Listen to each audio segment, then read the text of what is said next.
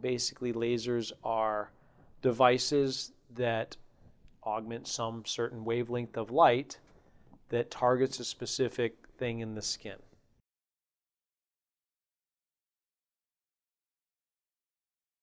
When you choose an office or a facility that does a lot of different types of lasering, you always have to take in consideration, did that office just buy one laser to try to treat everything? Because that's always the million-dollar question. You can buy a platform device which has different heads you remove, and it can treat different things. So you might have a head you paid $50,000 for that treats red spots, and then you take that off and put a new device handle piece on that paid another $50,000 to treat brown spots. And so people will make those purchases and have really one laser with different heads.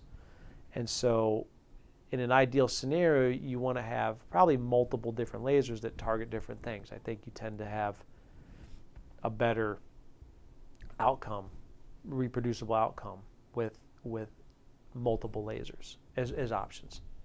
And it gets very confusing for patients because, again, you just kind of go into an office and think, can't you just laser that spot off?